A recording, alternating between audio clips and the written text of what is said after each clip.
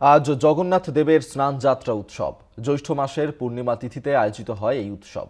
পুরীতে স্নান যাত্রা উপলক্ষে জগন্নাথ, বলভদ্র, সুভদ্রা, সুদর্শন চক্র ও মদন মোহন বিগ্রহকে জগন্নাথ মন্দির থেকে স্নান বেদিতে বের করে আনা হয়। সেখানে তাদের প্রথাগতভাবে স্নান করানো হয় এবং ভক্তদের দর্শনের জন্য সুন্দর বেশভূষায় সজ্জিত করা হয়। দেবতাদের স্নান করানো হয় 108টি তীর্থের জল, পঞ্চামৃত, বিভিন্ন ফলের রস এবং অন্যান্য পবিত্র দ্রব্য দিয়ে।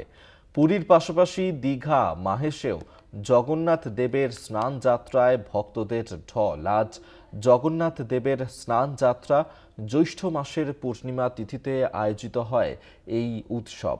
পুরী, দীঘা, মাহেশে সেখানে ভক্তদের ঢল এবং এক পক্ষের জন্য অন্তরালে যাবেন এরপর জগন্নাথ দেব। দেবতাদের স্নান করানো হয় 108টি তীর্থের জল দিয়ে এবং বিশেষ আচার মেনেই জগন্নাথ দেবের এই স্নান যাত্রার উৎসব পালন হয়। আজকে জ্যৈষ্ঠ মাসের পূর্ণিমা তিথিতেই আয়োজিত হয় এই উৎসব।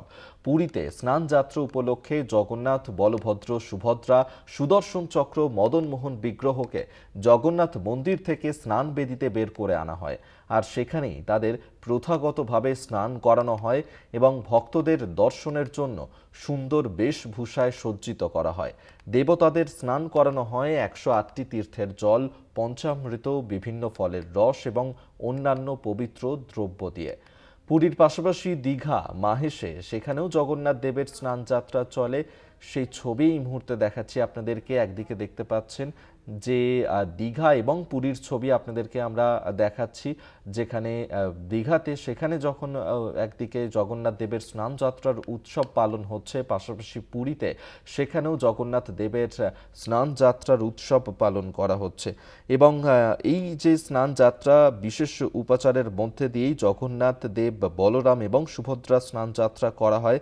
বলা হয় যে এরপরেই নাকি শাস্ত্রমতে যে এক পক্ষের জন্য অন্তরালে যাবেন জগন্নাথ দেব, তার আগে আজ শেষবারের মতো ভক্তদের মাঝে ধরা দেবেন তিনি।